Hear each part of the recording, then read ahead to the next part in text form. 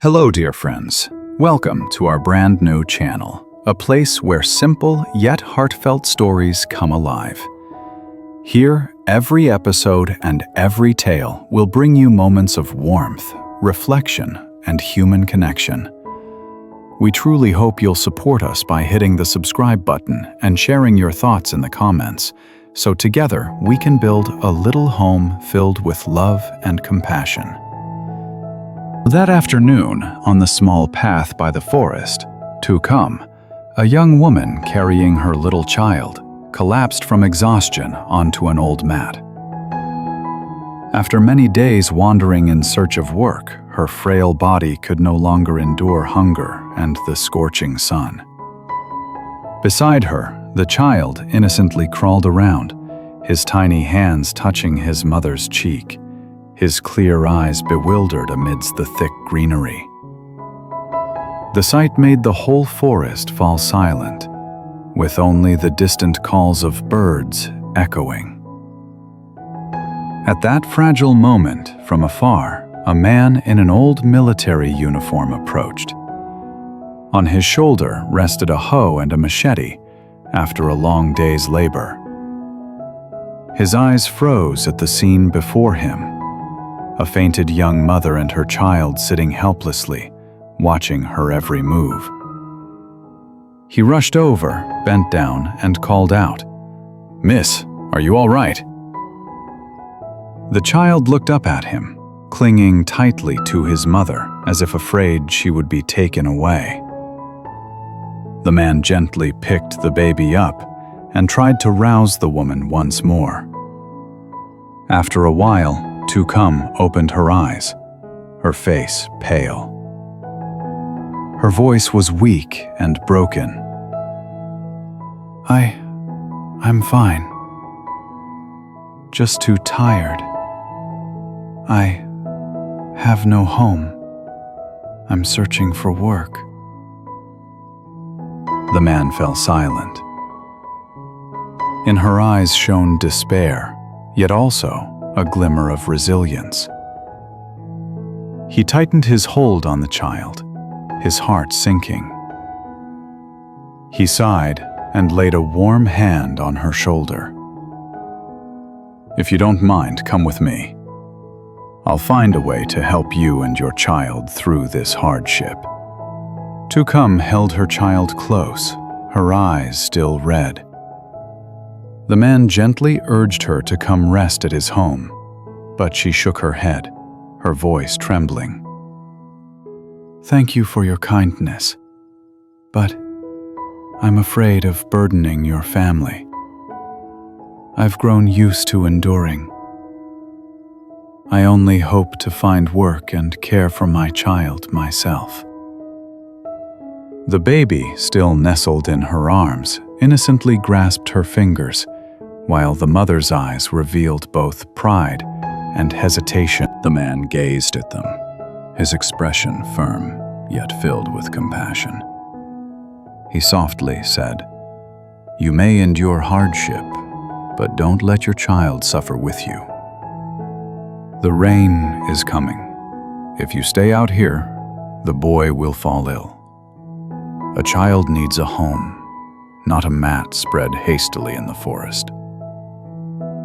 Hearing those words, Lytucam fell silent, hugging her son tighter. She looked down at his tender face, resting against her chest, his innocent eyes unaware of life's harshness. Her heart tightened. After a long pause, she nodded lightly, her voice trembling. "Then I'll follow you." The man smiled gently, quickly took her basket and conical hat, and together they left the leaf-strewn path, heading toward a warmer place. The old motorbike stopped before a small hut lying quietly on the hillside. Surrounding it were dense trees, and in front stretched a green pond reflecting the mountains. The man parked the bike, turned to her, and softly said, "This hut I once built as a resting place when going into the forest.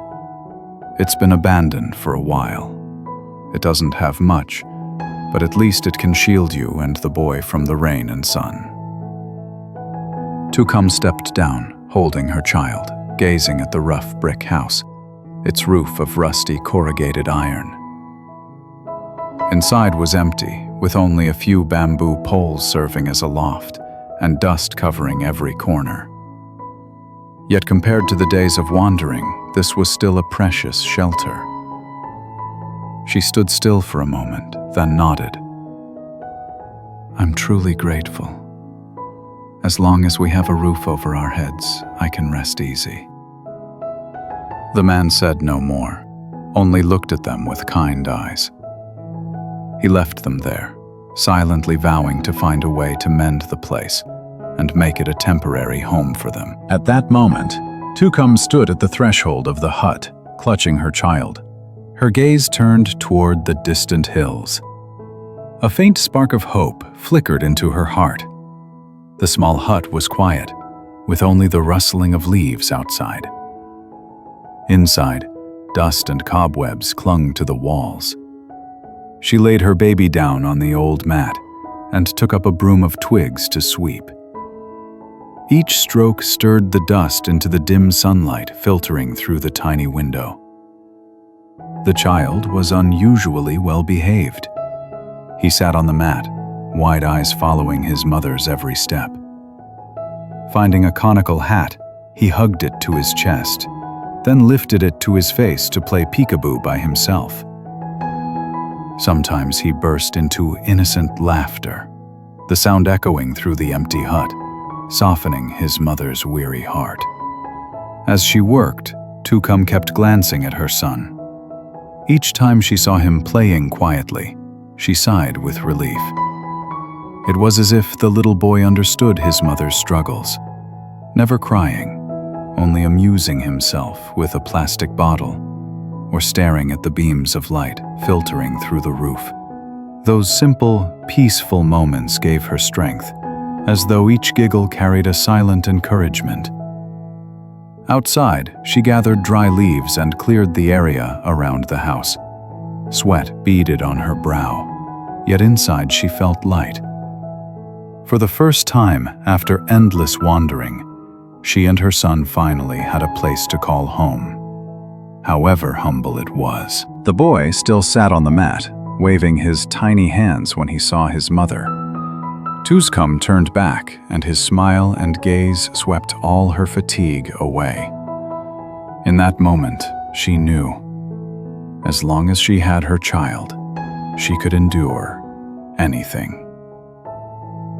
When things seemed more settled, Lytucam sat by the fire, her hands deftly arranging firewood, eyes fixed on the pot of sweet potatoes boiling and bubbling.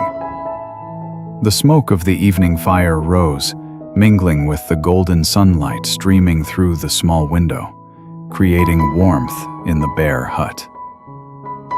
On the mat, the boy sat still, clear eyes watching every move of his mother, clutching an empty bottle like a cherished toy.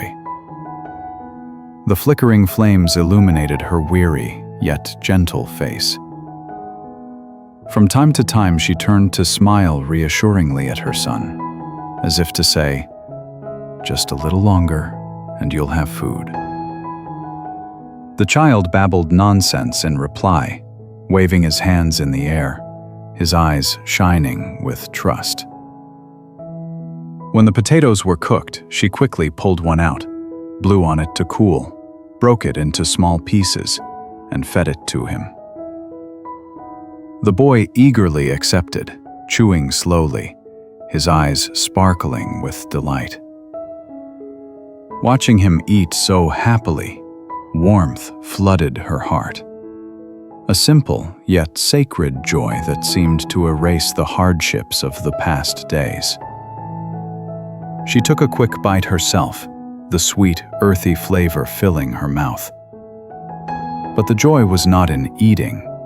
It was in seeing her child full. In the humble hut, smoke lingered. The child's laughter blended with the crackle of firewood. It was not just their first meal in a new shelter, but proof that a mother's love, even in poverty, had the power to keep two fragile souls safe and at peace. Today's story of Lytucam and her little child comes to a gentle close. From the uncertain steps along the forest path to finding shelter under a humble roof, their journey is not only about hardship, but also about a faint light of hope. Will this new beginning bring them the peace they long for? Let's find out in the next episode. Don't forget to like, subscribe, and share your thoughts in the comments. Your support is our greatest motivation. See you soon. Chúng ta vừa cùng nhau đi qua một hành trình nhỏ nhưng lại chất chứa thật nhiều cảm xúc, từ những nỗi buồn, những giọt nước mắt cho đến cả những khoảnh khắc bình yên, giản dị vô cùng quý giá. Cảm ơn bạn đã đồng hành và lắng nghe đến tận những giây phút cuối cùng. Mỗi một lượt xem, mỗi một ánh mắt dừng lại, mỗi một trái tim cùng đồng cảm đều là nguồn động lực để cho những câu chuyện như thế này được tiếp tục viết nên. Nếu cuộc sống còn bộn bề, đôi khi chỉ cần những giây phút lắng lại ta sẽ nhận ra rằng niềm tin, lòng nhân ái và sự sẻ chia luôn có sức mạnh chữa lành kỳ diệu. Và cũng chính nhờ có bạn người không ngại dành thời gian quý giá để đồng hành, mà hành trình của nhân vật trong câu chuyện này trở nên trọn vẹn hơn, lãng mạn hơn. Dù phía trước vẫn còn nhiều chông gai, nhưng chỉ cần trái tim con người biết hướng về nhau thì bóng tối nào cũng sẽ được soi sáng bởi một tia hy vọng. Xin gửi đến bạn lời cảm ơn chân thành nhất. Hẹn gặp lại các bạn trong các tập tiếp theo, nơi câu chuyện còn tiếp tục mở ra và những bước chân kiên cường luôn mở ước lặng lẽ và niềm tin chưa bao giờ tắt. Cảm ơn các bạn rất nhiều.